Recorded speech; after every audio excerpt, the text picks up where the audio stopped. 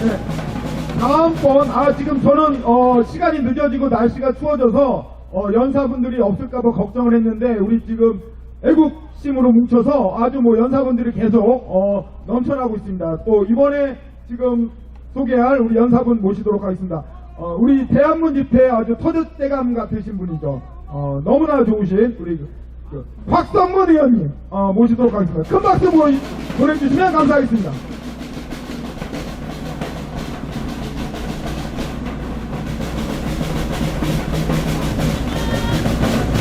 네, 안녕하십니까. 네, 소개받은 박성문입니다. 우리 태극기, 우리 애국 시민 여러분, 오늘 식사라도 제대로 하셨습니까? 저도 선배, 후배님들하고 이렇게 밥을 대충 먹은 상황에서 그래도 전화를 받아서 그냥 물로 입가심하고 쫓아왔습니다. 참, 나라가 백성을 걱정을 해야 되는데 어떻게 된 셈인지 우리 백성이 이 나라를 걱정해야 되는 그런 형편이 됐습니다. 지금 대한민국 국민 노릇하기가 참 어려운 시기입니다. 정말 우리 태극기 국민 여러분 고생이 참 많으십니다. 미세먼지가 그냥 며칠 동안 지난주는 월요일부터 금요일까지 5일간 계속이 됐죠. 그래서 어느 우리 유튜브 하시는 이한방송의 장호석 소령이 이거는 사실상 중국에 의한 화학무기 공격이다. 다만 이게 강도가 좀 저강도고 장기적으로 오기 때문에 우리가 빨리 감지를 못해서 그렇지, 이게 사실상 중국이 대한민국 씨를 말리기 위한 저강도 장기 화학무기 공격이 아니냐, 이런 지적을 했는데 저도 동감을 합니다. 근데 요즘 이 문재인 정부가 하는 꼴을 보면은 아까 제가 말씀드렸지만 국정은 아예 포기하고 정신줄 거의 놓고 그냥 정신 나간 어떤 그런 행태를 보이고 있는데, 그저께 국회에서 이른바 강경화라고 외무장관 불러놓고 대정부 질문에서 어느 의원이, 야당 의원이겠죠, 환경부가 제출한 자료에 따르면은 미세먼지의 80%가 중국에서 온다고 그러는데 외교부에서는 어떤 대책을 세우고 있느냐 그랬더니 강경화 답변이, 제가 알기로는 한국에 발생하는 미세먼지가 중국으로 한 20%는 건너가고 있다고 답변을 해가지고 참 그렇습니다. 이게 저는 인문학을 해서 과학은 모릅니다만 지구가 이렇게 자전을 한쪽 방향으로 돌지 않습니까? 그러니까 지구 자전에 의해서 작은 우리나라에 불어오는 바람은 중국 쪽에서 한반도 쪽으로 불어오는 이 서향, 서풍, 이게 계속 서쪽으로만 오기 때문에 편서풍이라고 합니다. 무조건 서쪽에서 불어오기 때문에, 그래서 중국 산동반도를 중심으로 해안가에 잡혀있는 쓰레기 소각장과 거기 화력발전소가 내뿜는 미세먼지가 서해를 건너서 우리나라로 오고 있는데, 강경화 얘기에 따르면은 이 지구 자전이 갑자기 한 번씩은 거꾸로 돌아가지고 우리나라에서 서쪽으로 동풍이 불어야 되는 거 아닙니까? 그러니까 이 강경화라는 사람이 참, 그 아줌마가 통역사 출신이거든요. 그래서 영어는 잘 할 건데 영어를 잘 번역을 못했는지 모르지만은 써준 대로 읽다 보니까 그렇습니다. 그래서 그 느낌이 바로 오지 않습니다. 도대체 미세먼지는 100%가 중국에서 오는 거다 하는 거를 지금 유치원 다니는 애들도 다 알고 있는데, 대한민국의 외무장관이라는 자가 국회에 나와서 확정된 바가 없고 우리나라 미세먼지가 거꾸로 중국에 가고 있다는 얘기를 하는 걸 보면서 참 정말 이 촛불 집회에서 이자들이 했던 얘기가, 이게 정말 나라냐, 왜 중국에 대해서는 한마디 말도 못하고 중국만 보면은 그냥 고개를 숙이고, 조선 500년 무슨 조공바치던 속국인 줄 아직도 알고 있는가 말이야. 그래서 이 운동권 이 좌빨 애들이 역사의식이 정말 잘못되어 있는 거예요. 그래서 참 이 중국에 대해서는 말 한마디 못하고 우리 70년간 대한민국을 지켜준 이 미국에 대해서는 좀 동맹관계를 깨는 소리를 그냥 태연하게 하고 있지 않습니까? 28일날 2월 28일날 하노이 정상회담이 결렬되고 트럼프가 귀국하고 미국이 대북 제재를 더욱 강화하겠다, 추가 제재 조치를 내겠다고 하는 그런 상황에서 3월 1일 3.1절 기념식에서 문재인이는 뭐라고 그랬습니까? 개성공단 재개와 금강산 관광 재개 등 경제협력을 강화하겠다. 그리고 이거를 강경화 외무장관한테 지시를 했어요. 대통령이. 그건 무슨 얘기입니까? 우리나라 외무부에 대해서 한미 동맹관계를 깨는 금강산을 몰래 하고 금강산 관광을 몰래 열 수 있는 그 꼼수를 한번 생각해보라고 지시를 하고, 이게 과연 정상적인 나라의 운영이 하는 그런 참 말씀을 드립니다. 뭐 이상한 게 지금 한두 가지가 아닌,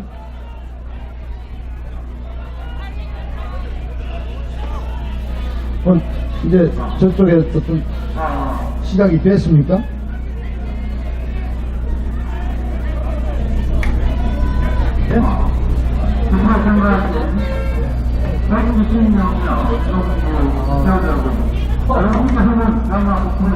자관 대한문 이 판기국에서부터 시작된 태극기 집회의 본산이자 성지인 이 대한문을 차지하려는 어떤 세력들이 오늘 저녁에 이 자리를 찾아온다는 그런 얘기가 있습니다.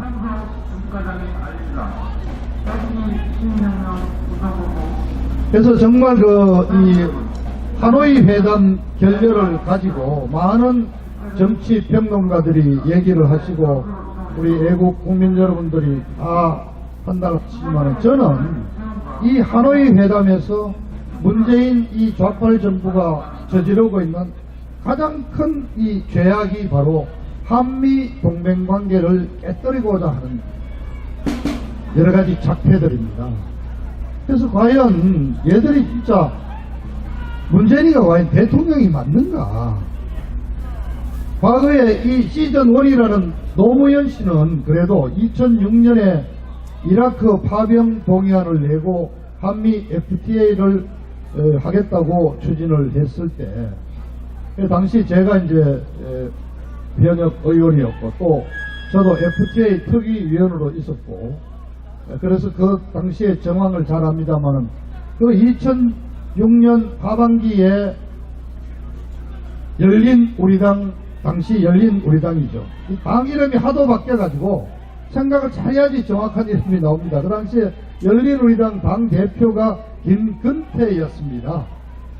그때 김근태가 한 얘기가 바로 계급장 떼고 우리 한번 토론을 하자고 했던 거거든요.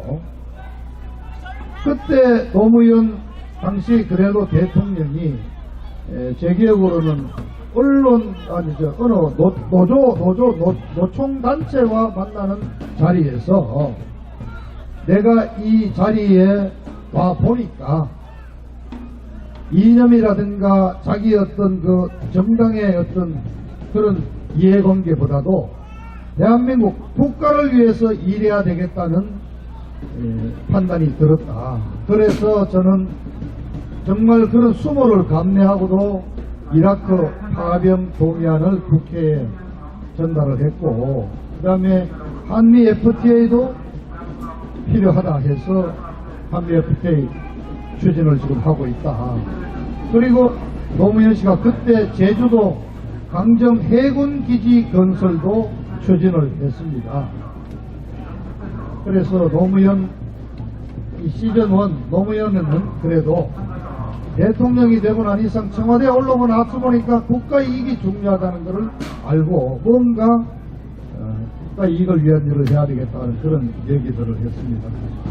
근데 하여튼 이 시즌2에 있는 문재인이는 국가이익이라는 대통령이나 국가원수라는 자리에 대한 어떤 존경심, 외국에 나가서 대한민국을 대표하는 대한민국의 외교 정상이라는 그런 자긍심도 없는 것 같아요. 아니면 정말 의욕으로 돌아다니는 건강상의 문제가 있어서 실제 A4 용지가 없으면은 아무런 의견을 제출하지 못하는 이 점도 분명히 청와대에서 해명을 해야 될 겁니다만, 대한민국 국민으로서 과연 문재인이가 대한민국의 대통령이 맞는가 하는 그런 질문을 던지지 않을 수가 없다 하는 그런 말씀을 드립니다. 네, 오늘 뭐 이렇게 8시까지 우리가 뭐 대치를 해야 되고, 그래서 편하게 여러 가지 말씀을 드리라 그래서 제가 올라와서 그만해도 되겠습니까? 조금 기다리다 할까요? 네. 알겠습니다. 그럼 또 필요하면 또 제가 올라와서 최근에 정치 현안인 연동형 비례대표가 어떤 문제가 있는지 뭐 그런 얘기도 좀 드리겠습니다. 네, 잠시 쉬었다 오겠습니다.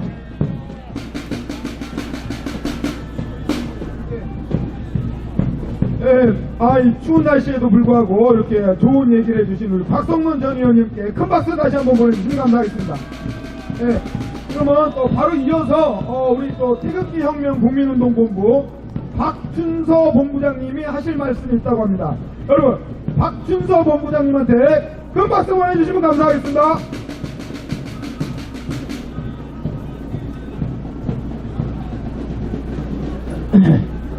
여기에 우리 태극기 운동본부 우리 국본에서 여기를 벌써 2년째 자리를 잡고 집회를 하고 있습니다. 그러는데 작년 여름에 쌍용 자동차 노조가 저런 식으로 해서 여기를 들어왔었습니다. 저런 식으로 해서 잠시 자기네 유경제 지낸다 그런 식으로 이렇게 들어왔었는데, 저들은 그게 아주 특징감입니다. 어찌 할 곳이 여기뿐입니까? 저 시청 앞에도 있고 등등 광화문에도 있고 여러 군데가 있는데 왜 해필이면은 여기에 우리 국본이 집회하고 있는 장소에 이렇게 저들이 아주 열을 쓰시고 들어오는지 저희들은 알 수가 없습니다. 그리고 거기 노조 되시는 분들, 여기에는 저희들이 하고 있으니까 당신들 노조를 하려면은 할 곳이 많이 있지 않습니까?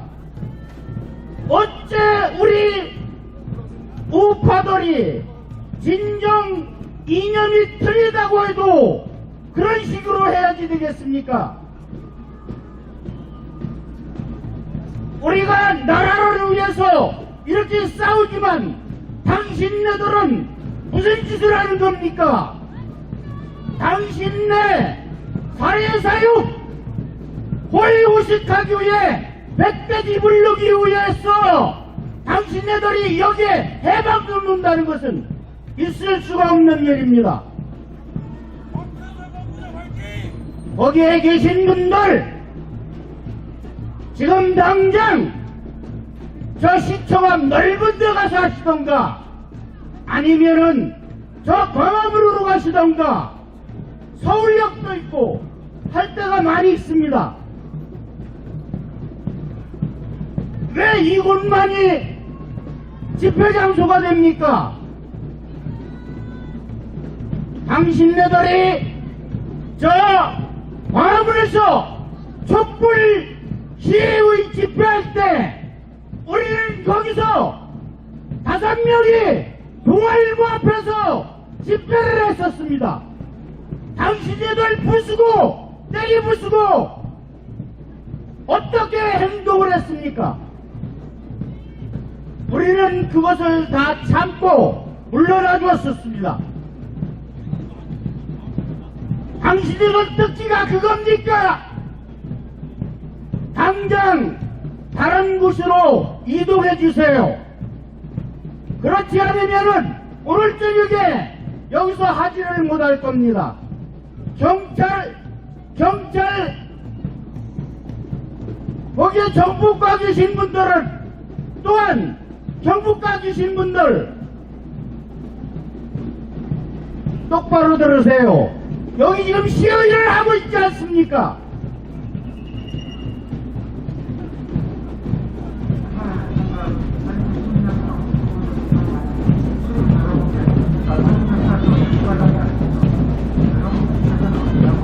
좀 물러나 주세요. 제발 이런 식으로 방해하지 마세요. 우리도 대한민국 국민이고 당신들도 대한민국 국민입니다.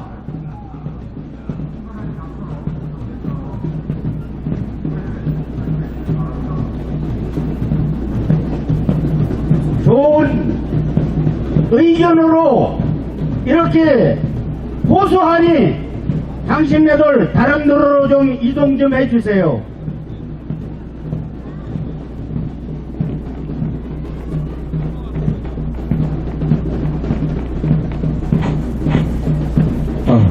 네. 선배님들, 잠시만 조금 귀를 기울여 주십시오. 절대 욕은 하지 마십시오. 절대 욕을 하지 마시고요. 또 하나, 여기 지금 유튜브 방송이나 또 저희들 기자들이 좀 많이 와 있습니다. 제가 하나 말씀드리겠습니다. 경찰이 이쪽으로 체증을 하고 있습니다. 그러면 그 체증 카메라를 찍으십시오. 왜 경찰이 이쪽으로만 체증을 하는지 그 이유를 분명히 밝혀달라고 기자분들 말씀해 주십시오. 저도 지금 그걸 계속 컴플레인하고 왔습니다. 체증은 저쪽도 해야 됩니다. 이쪽만 체증 못하도록 유튜브 PD님들 가셔가지고 방송 제대로 좀 찍어주십시오. 그리고 절대 욕하시면 안 됩니다. 저들이 욕을 해도 우리는 욕을 하지 마시고 그걸 다 찍으십시오. 찍어놓고 난 뒤에 나중에 그걸 가지고 우리가 법적으로 처리하면 될 것 같습니다. 절대 욕하지 마십시오. 다시 한번 말씀드립니다. 절대 욕하지 마시고 유튜브 PD님들이나 이 자리에 오신 기자분들이 계시면 저쪽에서 경찰들이 이쪽으로만 체증을 하고 있습니다. 그 부분을 찍어서 경찰들이 왜 이쪽만 체증을 하고 그쪽에서 시비를 붙고 있는데도 불구하고 체증을 하지 않으면 거기에 대한 컴플레인을 계속해 주십시오.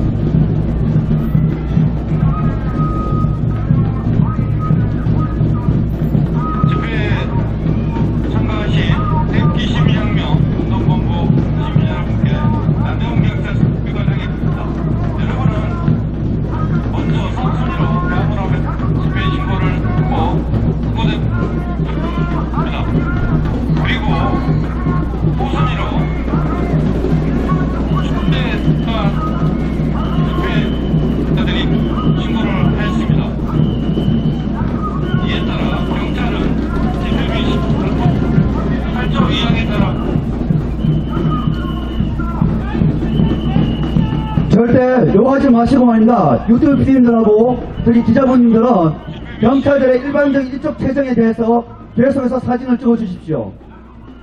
저쪽을 비호하고 있다고 생각되시면 분명히 이쪽도 사진을 찍어 놓고 기록을 남겨주십시오. 절대 욕하지 마십시오.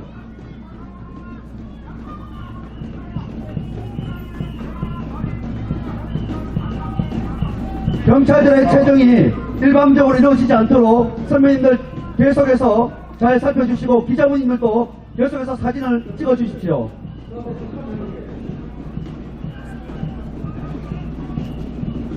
절대 요구하지 마십시오. 요구하지 마시고 체증만 제대로 이루어지고 있는지 잘 해주십시오. 비켜주십시오. 비켜주십시오.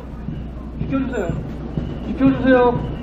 비켜주세요. 네, 국본차가 지금 들어가고 있으니 비켜주십시오. 비켜주세요. 차가 들어가고 있습니다. 비켜주십시오. 비켜주세요. 예, 차 들어가고 있습니다. 비켜주십시오. 비켜주세요. 네, 차 들어가고 있으니 비켜주십시오. 자, 비켜주세요. 예, 차 들어가고 있으니까 비켜주십시오. 네. 자, 비켜주세요. 야, 그럼 저기 너 뭐하는 거야?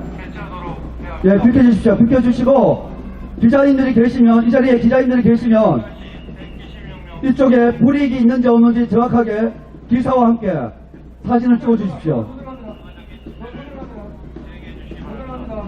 경찰을 밀거나 공격을 조절합니다. 자, 조절합니다.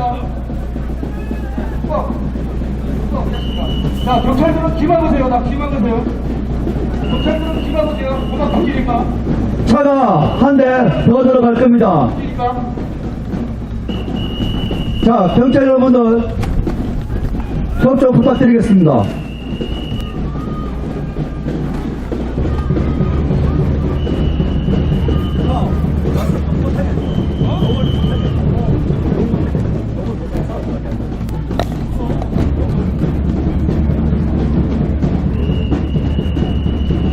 절대 우리 쪽에서 먼저 흥분하시면 안 됩니다.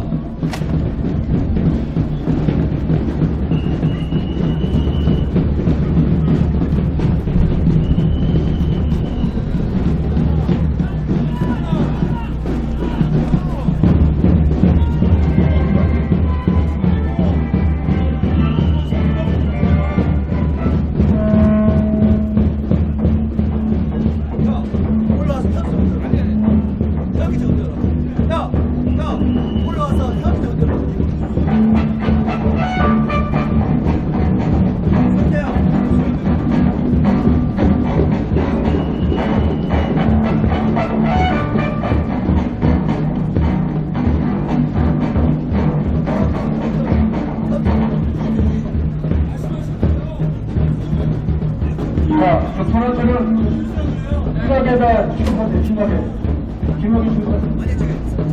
네, 애국 국민 여러분, 전혀 흥분하실 일이 아닙니다. 자, 무대에 집중해 주시기 바랍니다. 이제 우파, 좌파 이렇게 대립할 날도 멀지 않았습니다. 자,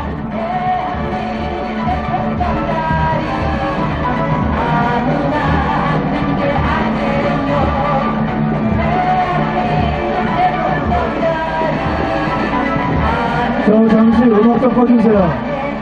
저 잠시 음악 좀 꺼주세요.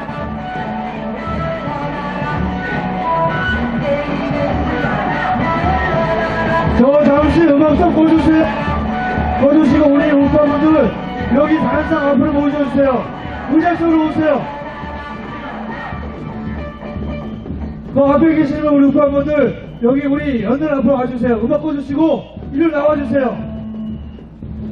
그분들하고 절대 싸우지 마시고 요 자리 앞으로 와주세요. 그거 놔두시고 우리 어르신들 여기 단상 의자로 다 나와주세요. 일단 음악 꺼주세요.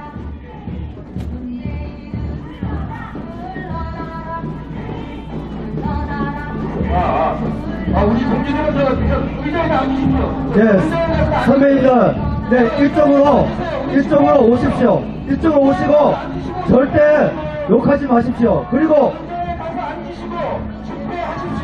네, 집회하겠습니다. 하고, 이쪽으로 앉으시고요.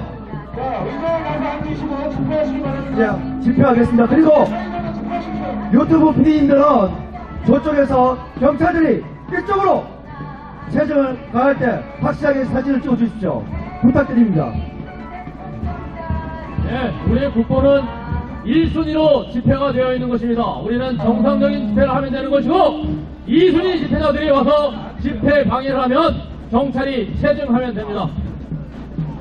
자, 애국 국민 여러분, 2월 28일 날 베트남 하노이에서 자, 우리 국번 트럼프 대통령과 김정은의 회담이 결렬되면서 아유, 손 좀 딱 들고. 문재인 정권은 이제 완전히 팽당했습니다. 자, 우리 우파분들 여기 연단 앞에 의자를 다 와주세요. 저때 제재라고 욕하지 마시고 일단 연단 앞으로 와주시기 바랍니다. 그리고 노래 끄시고 북치지 마시고 일단은 이를 다 모아주세요. 이리로 와주세요. 절대 욕하지 마시고 이 연단 앞에 의자에 다 앉아주세요. 우리가 이제 곧 여기서 또 다시 집회할 거니까 욕하지 마시고 이 자리로 오세요. 네, 다 일로 오세요. 욕하지 마시고 일로 오세요. 네, 맞습니다. 우리는 정상적인 집회를 진행하는 것이고 좌파들은 와서 우리 집회를 방해하는 것으로 만들어 놓으면 됩니다. 자, 이제 국내 상황이나 국제 상황이나 우리 태극기 애국 국민들에게 유리하게 돌아가고 있지 않습니까?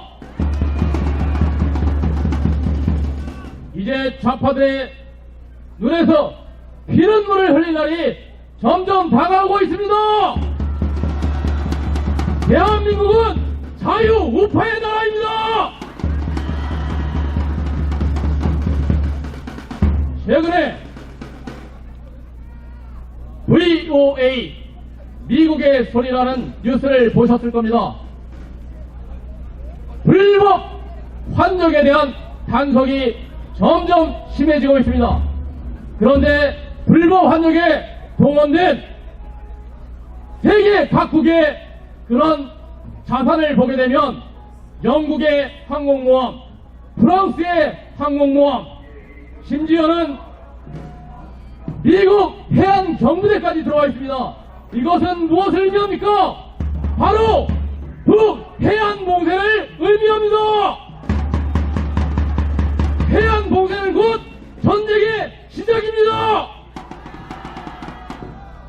저 북한의 김정은은 떨고 있습니다. 북한의 주민들도 이제 북한 해방을 원하고 있다고 합니다.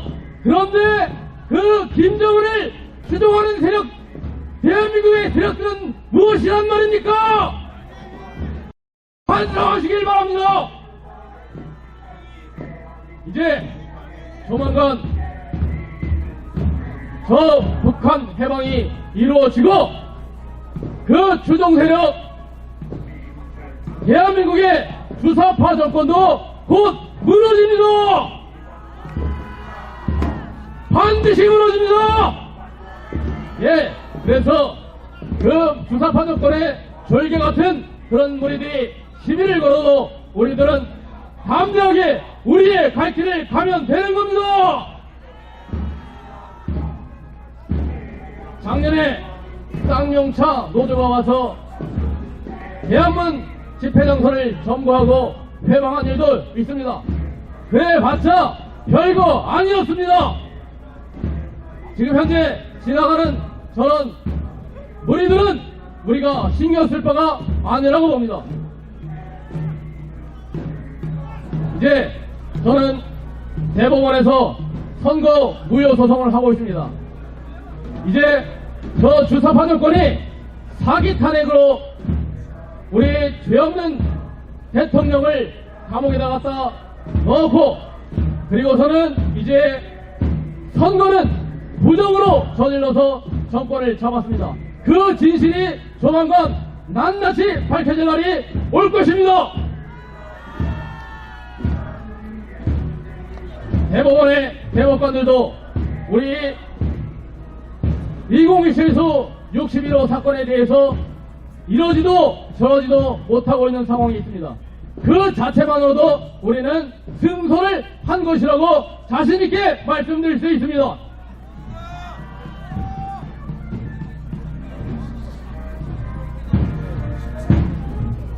저는 선관위로부터 고발을 당해서 지난주에 300만 원의 벌금을 부용받은 사실이 있습니다. 그러나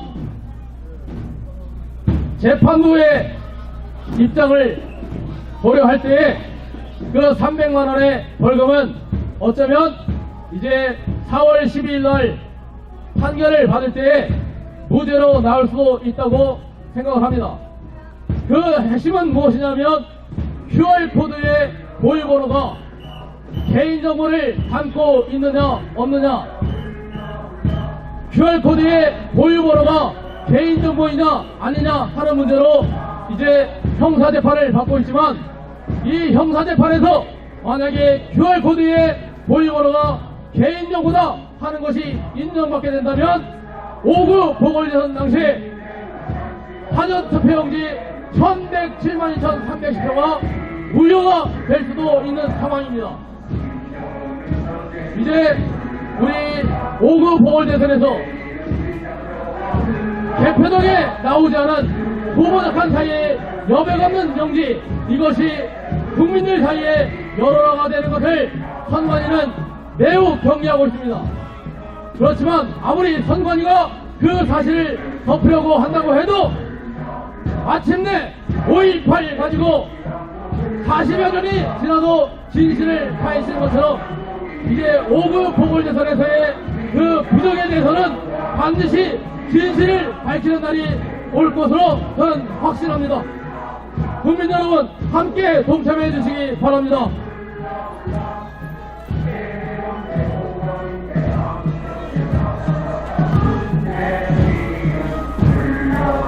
예, 감사합니다. 우리 또 아주 멋진 연설해주신 우리 애국동지분께 큰 박수 한번 보내주시면 감사하겠습니다. 예, 아주 좀 날씨도 춥고 밤늦게까지 이렇게 어떤 태극기 운동의 어떤 성지라고 할 수 있는 이 대한문을 저 자빨 빨갱이로부터 지키기 위해서 이렇게 늦은 밤까지 같이 이렇게 참석해 주시는 애국동지분들께 다시 한번 감사 인사 말씀드리도록 하겠습니다. 예, 밤이 좀 늦고 했지만은 혹시 또 이런 또 기회에 애국동지들 모인 기회에 또 한 말씀 하고 계신 분, 한 말씀 하고 싶으신 분 손 들어서 말씀해 주시면은 뭐 우리 연단으로 모시도록 하겠습니다. 예, 혹시 연설이나 우리 동지들한테 얘기하고 싶은 거 있으시면 언제든지 말씀해 주시면 감사하겠습니다. 예, 지금 이 모든 사태가 2016년 10월 24일 JTBC 예, 잠깐만요. 또 우리 또 그 애국동지분께서 이렇게 또 밤 늦은 밤 시간에도 불구하고 이렇게 또 연설해 주시기 위해서 올라오셨습니다. 자기소개 한번 누구시죠? 저 박태희라고 합니다. 예. 예, 우리 박태희 애국동지분께 큰 박수 보내주시면 감사하겠습니다. 안녕하십니까. 애국동지 선후배 여러분들. 정말 여러분들이야말로 이 대한민국의 애국자여, 대한민국을 버티고 있는 세력이요 기둥입니다. 저는 오늘 집회를 끝나고 집에 가는 도중에 이 광경을 보고 도저히 참을 수 없어 다시 발길을 돌려 이 자리에 섰습니다. 제가 뭐 여러 가지보다는 지금 우리나라는 우리가 다 느끼다시피 이미 자경 빨갱이, 주사파 빨갱이들에 해가지고 국가 시스템이 지금 망가지고 있습니다. 지금 그 망가진 시스템에 그 시스템 빨갱이들에 동조하고 도와주고 방어해주고 하는 세력들이 있습니다. 빨갱이 세력이 있는 반면에 빨갱이를 막아주고 보호해주는 세력이 있습니다. 우리는 그 세력들에서 똑똑히 기억해야 됩니다. 조만간에 우리는 빨갱이와 고정간첩들을 신고받아서 앞으로 처단해야 될 신고센터를 만들어야 됩니다. 범우파 주도로 빨갱이와 고정간첩들을 신고받아서 처단하는 기구를 만들어야 됩니다. 그래야 자유 대한민국을 다시 출범시키고 미래가 있는 나라를 만들 수 있습니다. 그래서 저는 저기에 저 빨갱이를 보호하고 있는 경찰들, 물론 저기 부득이하게 지금 저기 저 자리에 아마 서 있는 분들이 있을 겁니다. 경찰관들께서도 분명히 이런 사항에 대해서 스스로 다음에 내가 불명예스럽게 빨갱이에 보호한 게 내 뜻이 아니라 그걸 밝히기 위해서는 앞으로 스스로 자기 스스로 마음의 준비를 하고 기록을 해두고 누가 저걸 명령했는지 분명히 밝혀야 될 걸로 믿습니다. 저는 여러 선배님들이 앞으로 좋은 말씀 많이 해왔습니다. 저는 사실은 글을 좀 씁니다. 매일 우파 밴드에 제 글이 올라갑니다. 초언이라는 이름으로 글이 올라가는데, 제가 탄핵 전국 이후에 박근혜 대통령이 불법 탄핵 당하고 그 다음에 5구 대선이 불법 선거라는 걸 알고 있고, 지금 모든 돌아가는 일들이 빨갱이가 주도하는, 이미 우리가 내전 상태로 자기들은 스스로 이야기했습니다. 자유대한민국의 보수를 다 죽이겠다고, 불태워 죽이겠다고. 지금 죽이고 있는데 스스로 죽는 줄을 모르고 사는 국민들이 대다수입니다. 단지 그러나 왜 우리가 지금 대한민국이 아직도 안 죽고 있느냐? 바로 여러분들 태극기, 우파, 의용대, 의병, 시민, 국민 여러분들입니다. 빨갱이들은 국민이 아닙니다. 빨갱이들은 양아치고 마적단이고 도둑이고 깡패, 뭐랑 표현을 못할 정도로 나쁜 새끼들입니다. 쟤네들은 악입니다. 대한민국을 무너뜨리고 파괴하고 해체하는 악입니다. 쟤네들은 절대 성공할 수 없습니다. 왜 태극기 시민들이 이길 수 있느냐? 진실이기 때문에, 진리이기 때문에. 진실과 진리가 결국 창조를 하고 결국에 이기게 돼 있습니다. 거짓은 절 수밖에 없습니다. 왜 저러냐? 우리 이 세상에는 지금은 그냥 돌아가는 것 같아도 시스템, 어떻게 보면 하나님이 주도하지만은 정보 시스템에 의해서 돌아갑니다. 시스템이라는 게 뭐냐? 영과 인을 가지고 진리를 만들어가는 겁니다. 진리값을 찾아가는 겁니다. 거짓은 버리고 진리를 찾아가는 시스템이기 때문에 진리를 가진 사람이, 진리를 생각하고 진리를 추구하는 사람만이 이길 수 있다는 겁니다. 그래서 저 빨갱이들은 분명히 조만간에 다 몰살할 수밖에 없습니다. 왜? 거짓이기 때문에, 사기이기 때문에. 쟤네들은 숨쉬는 거 외에는 전부 다 거짓입니다. 불합니다.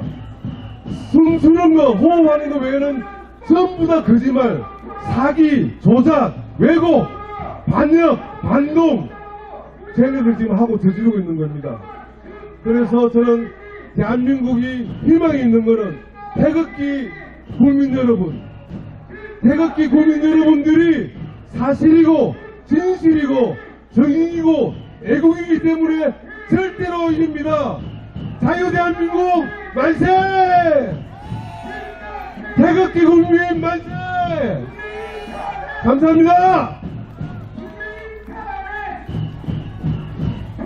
예, 우리 애국동지분께 다시 한번 큰 박수 보내주시면 감사하겠습니다. 예, 이번에 또 바로 우리 또 그 여성 애국동지 분을 모시도록 하겠습니다. 예, 큰 박수 보내주시면 감사하겠습니다. 안녕하세요. 저는 고교연합의 태극기 고교연합의 대한민국 지킴이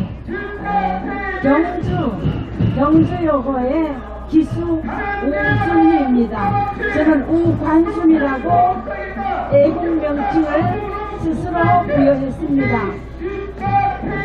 어떤 분들이 2016년부터 태극기를 흔들었다고 엄청 자기 역사를 말씀하셨는데, 저는 2014년부터 태극기를 흔들면서 북한이 땅굴을 뚫고 내려와 있는데 나라에서도 감추고 없다고 얘기하고 그런 말 자꾸 하지 말라고 하는 그런 당시에 한성대 장군이라든지 또 윤진철 목사님이라든지 그런 분들이 땅굴을 알리는 그런 분들하고 같이 땅굴을 탐지도 하고 또 그것을 사람들에게 알리고 남편에게 집에서 쫓겨날 건도 하고 그러면서 있는 중인데 또 이렇게 박근혜 대통령 이러한 문제가, 나라의 탄핵 문제가 일어나서 그때부터 저는 이렇게 잠잠을 설치면서 내가 지키지 않으면 안 되겠다.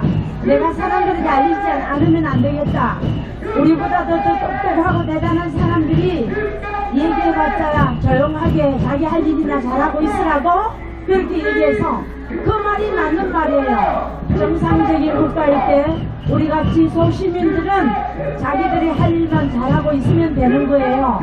그런데 뒤집어진 이 세상 속에서는 잘못하면 이 나라가 참 평화가 없어지겠다는 안타까움과 두려움으로 이렇게 나와서 태극기를 흔들지 않으면 안 되는 이런 안타까움 속에 있습니다.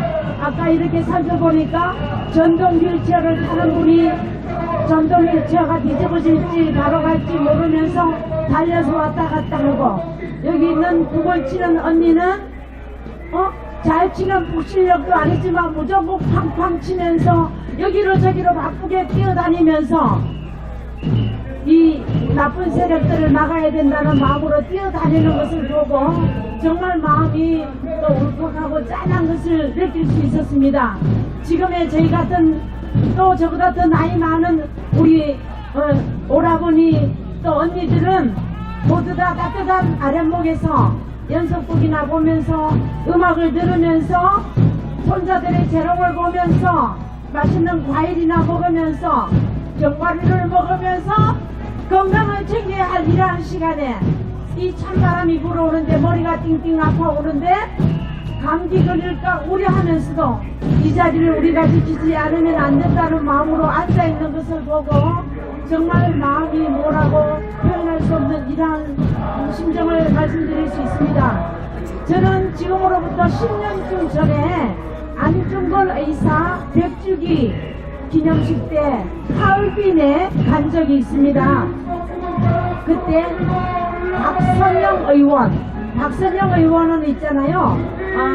김집회 의원의 이종 누이이기도 하다고 그러더라고요. 그분하고 박진 의원이라든지 박상현 의원이라든지 몇몇 국회의원들과 같이 중국을 방문했고 몇 개 성도 지나서 그 다음에 하얼빈에서 안중근 의사 100주기 기념행사에 참여했고 또 안중근 의사가 자기가 유언을 남기기를 자기를 우선에 하얼빈에 묻어놨다가 조국이 평화 통일이 되었을 때 평화로워졌을 때 조국 땅에 묻어달라고 그렇게 유언을 했기 때문에 우리나라에서는 안중근 의사의 그 유해를 찾으려고 많이 애쓰고 안중근 의사 기념사업회라든지 그런 데서 많이 애를 쓰지만 그 자리에 아파트가 들어서 있고 그 유해를 찾을 길이 좀 묘연한 것을 알 수 있었습니다. 그때 가보니까 그 하얼빈 중국 그쪽으로 갔을 때 안중근 의사 기념관도 있었고 731 부대의 그 잔혹한 고문 현장과 생체 실험을 하던 그 부대도 저희들이 방문하면서 많은 가슴앓이를 하고 그렇게 돌아왔습니다. 우리나라가 그 당시에는 그 잔혹한 일제의 만행 속에서 우리 대한민국을 우리 조선을 지키기 위해서 안중근 의사는 고귀한 목숨을 바치면서 이 나라의 평화 우리 이 나라를 좋은 나라로 자유국가로 회복하기 위해서 그렇게 애를 써왔는데 오늘날 정말 2019년 오늘날에 정말 또 우리는 공산 사회주의 자유도 인권도 없는 또 잔악한 독재, 공산 독재 세력과 싸워야 되는 이러한 시점에 저희들이 놓여 있지 않습니까? 안중근 의사와 같이 그런 훌륭한 그러한 애국자들이 나서야 하지만 우리 태극기 우파 한 사람 한 사람이 계속적으로 태극기를 들고 흔들면서 싸워 나갈 때에 우리 자유 대한민국이 정말 우리가 원하는 그러한 우리 나라를 지키게 되고 우리 국민들에게 영원한 평화를 회복하게 되리라 생각합니다. 그러므로 우리가 태극기 만들어서 무슨 소용이 되냐 하면서 낙심하지 말고 정말 꿋꿋하게 우리 대한민국이 온전히 회복될 때까지 힘있게 태극기를 흔들어야 될 줄로 아는 것입니다. 특히 우리 대한민국이 세워질 때 기독교 국가가 미국과 또 기독교의 많은 인사들이 이승만 대통령을 중심으로 이 자유대한민국을 세웠던 것처럼 오늘날에도 우리 기독교인들이 정신을 차리고 잘못된 것을 다 버리고 정말 올바른 마음으로 바르게 서서 우리 자신의 생활을 정결하게 하면서 많은 사람들이 본이 되는 가운데 자유대한민국을 지켜서 자손대대로 이 나라를 지켜나가야 될 줄로 생각하는 것입니다. 애국가 오늘 우리 고교연합에서 마치고 난 뒤에 뒤풀이를 하고 놓고 교가를 불렀는데 오늘은 이곳에 비상사태가 일어났다 해서 교가도 부르지 않고 모두 나왔습니다. 제가 제 교가 못 불렀던 것을 이 자리에 부르고 마치도록 하겠습니다. 박수로 한번 환영해 주시겠습니까? 제 교가 부르지 말까요? 서라벌게 문화 맑은 샘선물은 경상강 구비구비 늠름시 흘러가네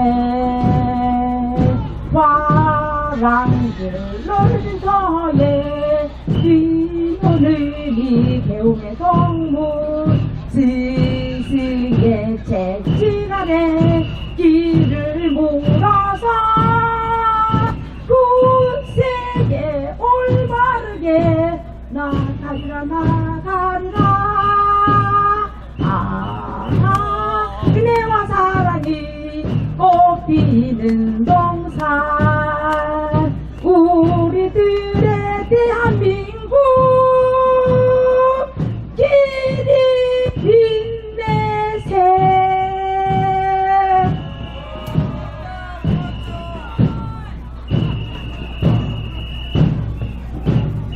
네, 노래까지 해주시고 우리 여성 애국 동지분께 다시 한번 큰 박수 보내주시면 감사하겠습니다. 네. 문재인은 물러가라! 밤늦게 뭐하는 짓이냐? 물러가라! 정정당당하게 밝은 날에 찾아와라!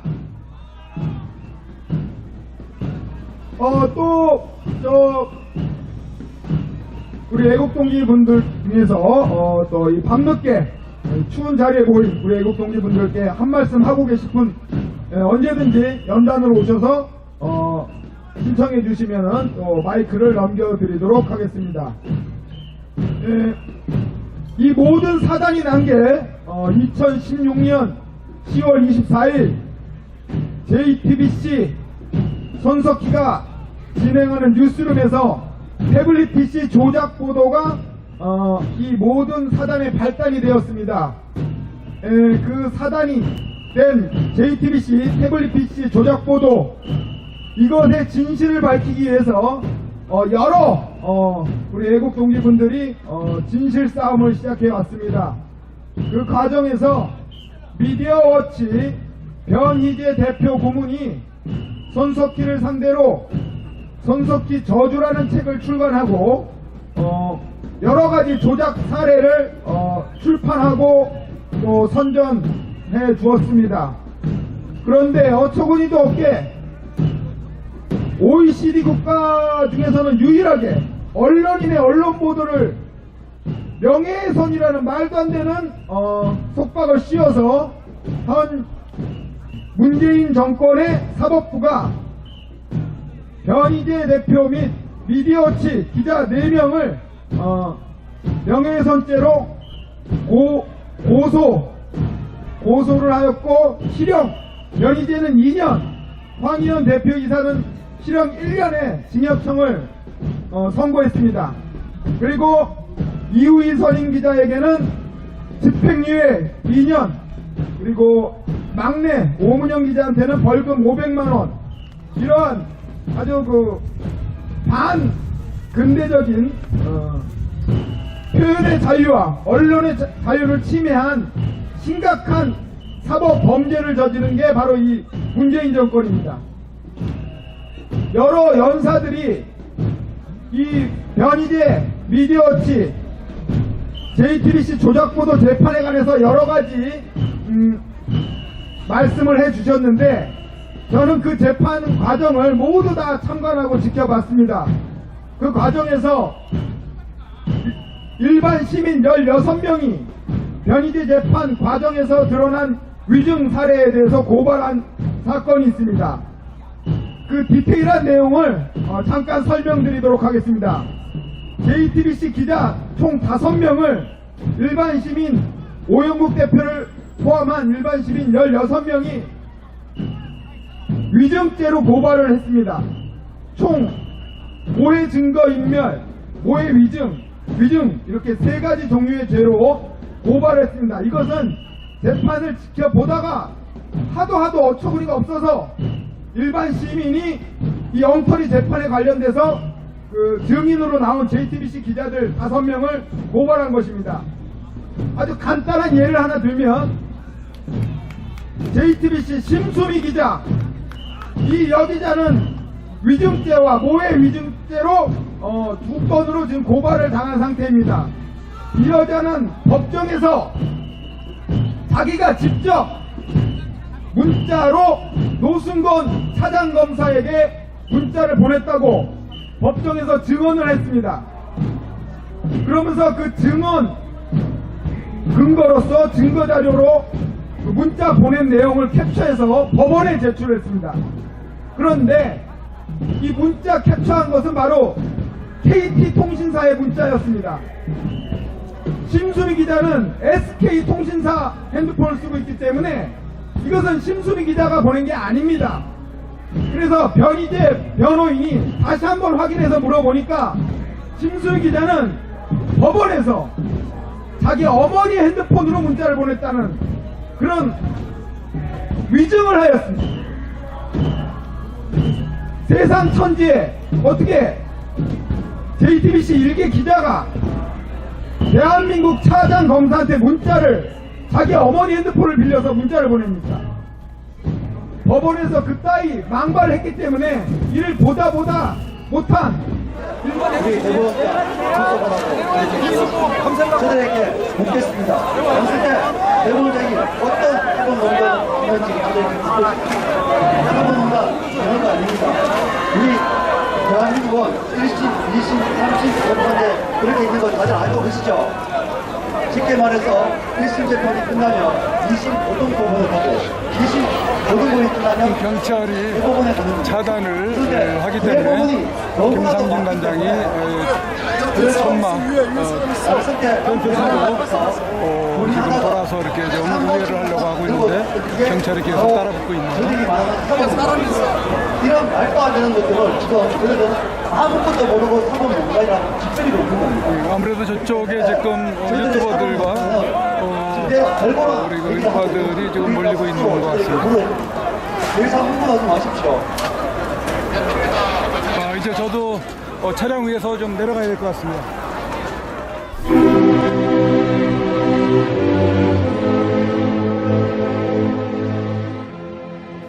1919년 3월 1일 대한독립 만세를 외쳤던 때로부터 2019년 3월 1일로 딱 100년이 되었습니다.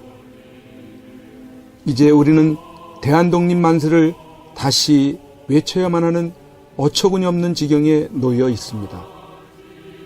공산주의자들이 지배하는 독재로부터의 독립, 공산주의가 좀먹고 있는 가운데 자유민주주의가 심각하게 침해를 당한 것으로부터의 독립만세 말입니다. 이런 가운데 우리가 기억해야 할 사람 한 분, 박근혜 대통령. 죄 없이 감옥에 갇힌 지 3월 31일로 만 2년이 됩니다. 죄 없는 여성 대통령이 힘없이 끌려가 갇히게 된 것에 대해 많은 국민들이 죄책감을 느끼고 있습니다. 그래서 할 수 있는 것이 태극기 집회에 나와서 박근혜 대통령을 석방하라고 외치고 그의 석방을 위해서라면 정신없이 헤매고 다녔습니다. 민초들이건 과거 대단한 관료들을 지냈건 저 가짜 대통령이자 공산주의 사상을 가진 세력들을 굴복시킬 수 있는 사람은 지금까지 그 어디에도 없이 2년의 시간이 흘러오고야 말았습니다. 그래도 민초들이 다행으로 여기는 것은 박근혜 대통령께서 비록 감옥이지만 살아 숨쉬고 계시다는 것만으로도 희망을 가지고 그와 다시 만날 것이라는 기대를 가지고 있는 그것입니다. 박근혜 대통령을 버티게 할 수 있었던 것은 여러 국민들의 태극기 운동과 하늘을 향한 기도, 그리고 여러분들이 매일같이 보내주시는 엽서, 편지, 서신들을 통해 힘을 내고 계시다는 것입니다. 2018년 3월 1일을 기해 박근혜 대통령께 보내는 엽서 캠페인을 그림 엽서 2차분을 발행하여 보급하고 오던 중 이번 3.1절 100주년을 맞이하는 뜻깊은 날에 1년 만에 3차 엽서를 발행하게 되었습니다. 총 9종류의 그림들은 구치소에서 받아보시는 박근혜 대통령으로서는 감회가 남다르고 또 힘을 얻으시게 될 것입니다. 오는 2019년 3월 1일 금요일 대한문에 집결하시는 날에 대한문 시청에 오시게 되시면 현장에서 구입을 하실 수 있으며, 현장에서 구입을 하지 못하신 분들이나 지방에서 주문을 하시는 분들은 이전처럼 선구자방송 연락처 010-2507-4861로 문자로 주문하시는 분 성함과 받으실 정확한 주소, 수량 1차, 2차, 3차 발행 엽서 중 각각 몇 세트인지를 문자로 표기해 보내주시기 바랍니다. 3.1절 100주년 기념 3차 엽서를 보시겠습니다.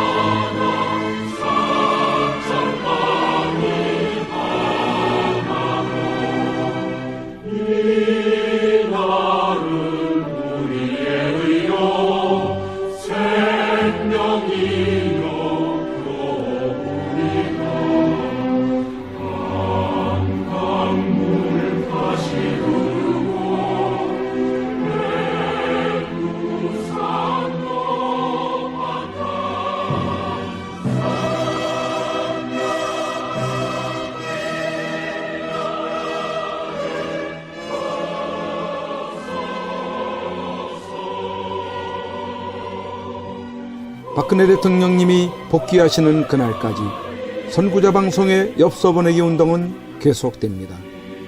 1, 2차 엽서들과 함께 또 다른 감동을 주는 익히 보아왔던 그림들을 엽서로 여러분들이 만나시게 됩니다.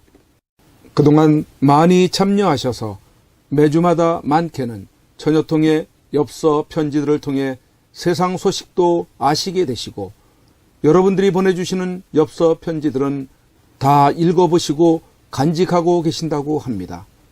계속해서 엽서 편지 보내기에 동참을 해주시고, 아직까지 이러한 내용을 모르시는 주위의 많은 분들에게도 알려주셔서 참여하실 수 있도록 해주시면 감사하겠습니다. 3.1절에 대한문 시청에 나오시는 분들은 행사 진행 텐트 쪽에 오셔서 선구자 방송 엽서 코너로 찾아오셔서 구매하시기 바랍니다.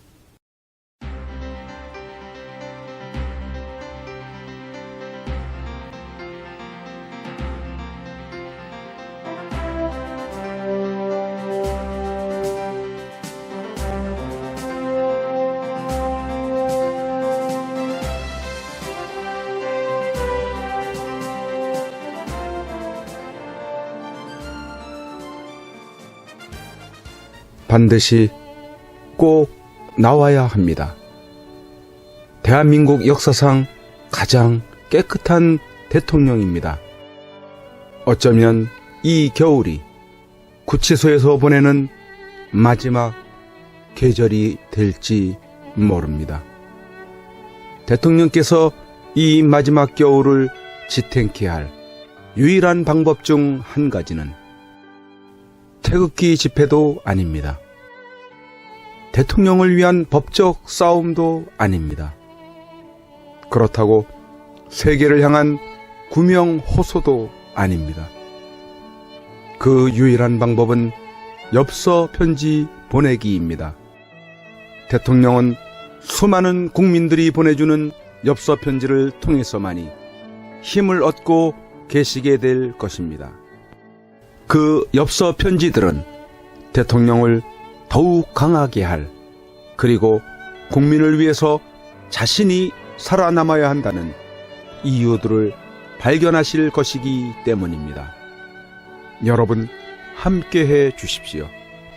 이 겨울을 넉넉히 견디시게 할 여러분들의 따뜻한 격려와 위로의 마음이 전달되게 해 주십시오. 매일같이 산더미처럼 전달되어지는 여러분들의 엽서 편지들을 통해 대통령께 막바지 생기를 불어넣어 드리십시오.